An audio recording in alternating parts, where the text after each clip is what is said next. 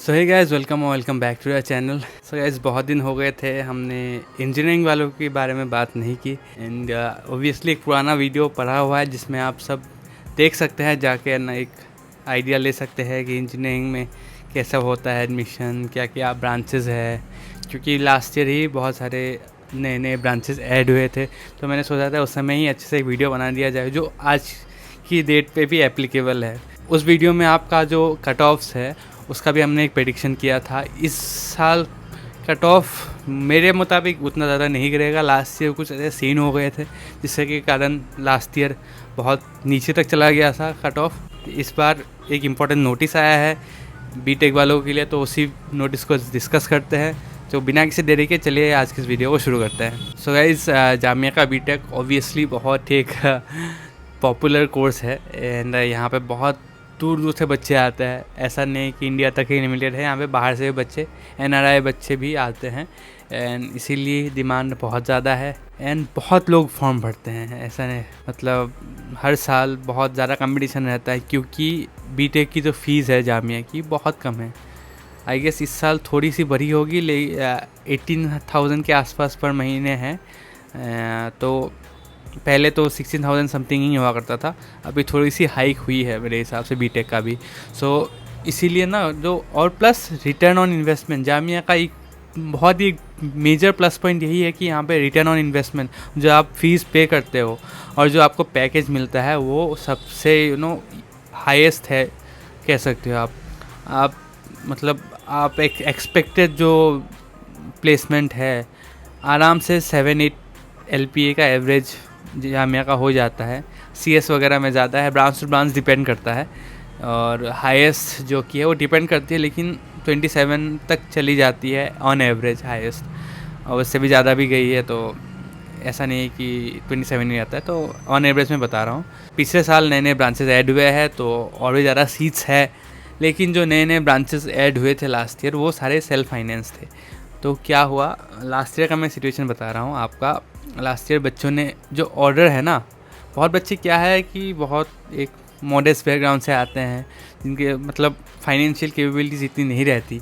तो क्या है कि वो लोग ने ऑर्डर सही से नहीं भरा लास्ट ईयर। बहुत सारे ऐसे बच्चे थे जिनकी रैंक तो अच्छी थी, लेकिन मेन चीज़ है आप किस ऑर्डर में भरते हो। आप जब प्रेफरेंस देते हो तो उसी हिसाब से आपका एडमिशन, आपको सीट अलॉट होती है। इन केस आपने काफ़ी हाई रखा है सेल्फ फाइनेंस वाले कोर्सेज़ को एंड आपका जो फाइनेंशियल बैकग्राउंड है वो इतना अच्छा नहीं है, तो क्या होता है आपको वो अलॉट हो जाती है और 1.5 लाख रुपए सेल्फ फाइनेंस वाले ब्रांचेस की फ़ीस है। तो बहुत बच्चे उतना पे नहीं कर पाएंगे ऑब्वियसली। सो बहुत बच्चों ने लास्ट ईयर इसी कारण से छोड़ना पड़ा। और बहुतों का क्या है कि अपग्रेड जिनका भी हुआ ना, तो वो सेल्फ फाइनेंस में हुआ, पहले रेगुलर में एडमिशन हुआ फिर सेल्फ फाइनेंस में हुआ, तो उनको क्या था, उनको एक्सेप्ट करना ही था। तो उस सिचुएशन में ना बच्चों को दिक्कत हो गई कि 16,000 तो हो जाता है, लेकिन 1.5 lakh is quite lot of money ना। सो उस वजह से बहुत बच्चों ने छोड़ा है एडमिशन लास्ट ईयर। सो इस साल तो ऑब्वियसली अगर आप लोग ने भरा होगा तो वो सब चीज़ें देख के भरना। In case you are coming from a modest background, आपकी फाइनेंशियल कैपेबिलिटीज उतनी नहीं है, तो अपने टॉप प्रायोरिटीज़ में ना आप अपने रेगुलर वाले ही रखना। तब जाके इन केस आपका अपग्रेड भी होता है तो भी आपका जो है मतलब रेगुलर वाले ही अलॉट होंगे। इन केस आपके फाइनेंशियल कैपेबिलिटीज़ है, आप उतना बियर कर सकते हो, तो आप अपनी मर्ज़ी से जो भी आपको सही लगे आपको ब्रांच ऊपर रखोगे। लेकिन ये ध्यान रखना क्योंकि लास्ट ईयर बहुत कम तक आपका कट ऑफ गया था, लेकिन इस साल अगर बच्चे, मुझे लग रहा है बहुत सारे बच्चे इस बार केयरफुल होकर भरेंगे तो उतना नीचे तक नहीं जाएगा। ऑब्वियसली थोड़ा बहुत नीचे हर साल जाता रहा है। मेरे टाइम में आई वुड से अच्छी खासी कट ऑफ गई थी, उसके 1-2 साल या उसके नेक्स्ट ईयर से ही जामिया कट ऑफ काफ़ी गिरने लगा। मेरा कोविड बैच था सो दिक्कत हुई थी उसमें, बट सब्सिक्वेंट जितने भी बैचेस आए हैं उनकी मैंने कट ऑफ नीचे जाते हुए देखी है। जामिया का एक ट्रेंड हो गया है कि थोड़ा थोड़ा नीचे जाता है।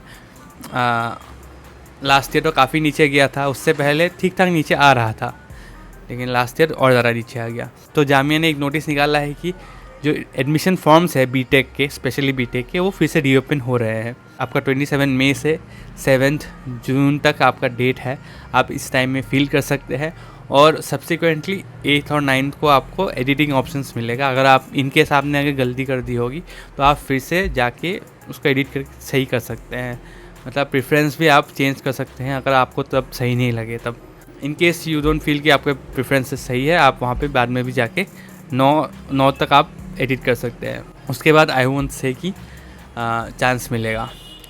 और बहुत बच्चे पूछ रहे हैं कि कब तक आएगा रिज़ल्ट। बहुत बच्चे अपना रैंक बताते हैं, परसेंटाइल बताते हैं कि फिर कब आएगा रिज़ल्ट, इसमें होगा कि नहीं होगा कि नहीं।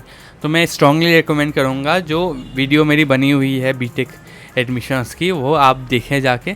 कट ऑफ वगैरह की बात करनी है, वो मुझे बहुत रिसर्च करनी पड़ेगी उसके बारे में, तभी जाके बना पाऊँगा। मैं ऐसे ही जाके देख के कहीं से बोल नहीं सकते कि इतने में हो जाएगा किसी का भी।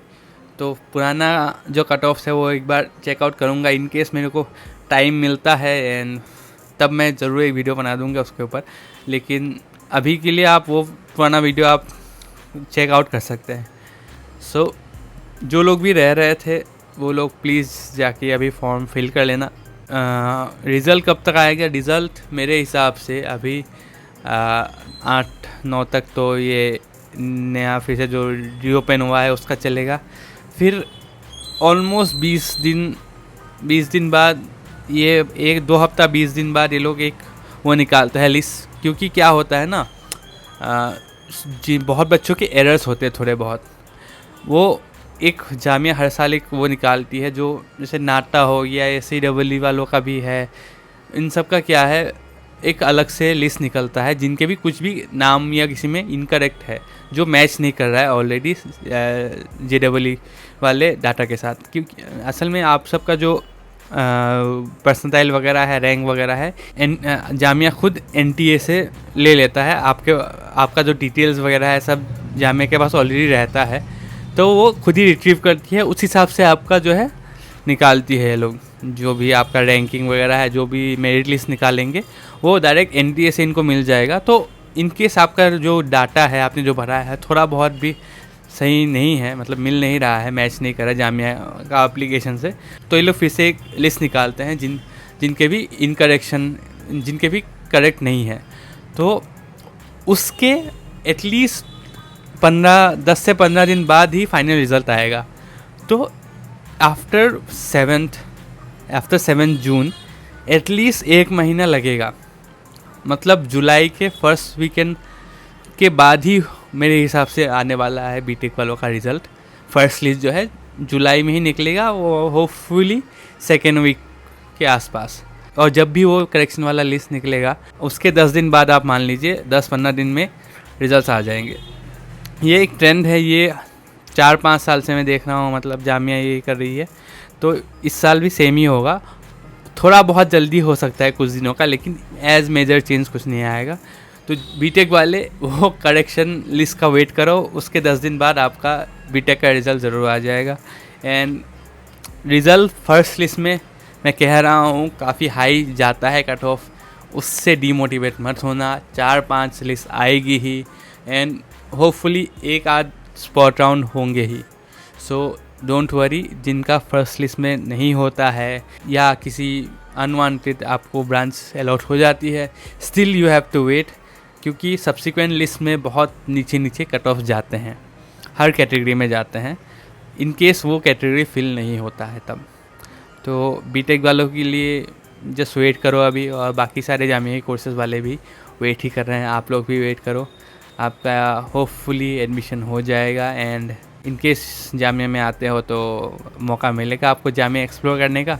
तब तक आप मेरे ब्लॉग्स देख सकते हो, मेरा और एक चैनल है आसिम ब्लॉग्स करके, वहाँ पे आप जाके मेरे ब्लॉग्स देख सकते हो। इंजीनियरिंग फैकल्टी आप देख सकते हो, काफ़ी ब्लॉग्स है उसके। एंड ओवरऑल आप जामिया का एक आइडिया ले सकते हो कि कैसा कैंपस है, कैसा एनवायरनमेंट है, कैसी स्टूडेंट लाइफ है, क्या क्या फेस्ट वगैरह होते हैं, सब मेरे अपने ब्लॉग्स में कवर करके रखे हैं। एंड आपको एक बहुत अच्छा सा एक आइडिया आ जाएगा तब तक। तो इसी के साथ आज के इस वीडियो को एंड करते हैं गाइज़। आई होप आपको ये वीडियो यूज़फुल लगा होगा। And in case you found this video anywhat helpful, then do make sure you like this video and do subscribe the channel. And मिलेंगे और एक नए वीडियो में, तब तक के लिए जय हिंद, जय आसम।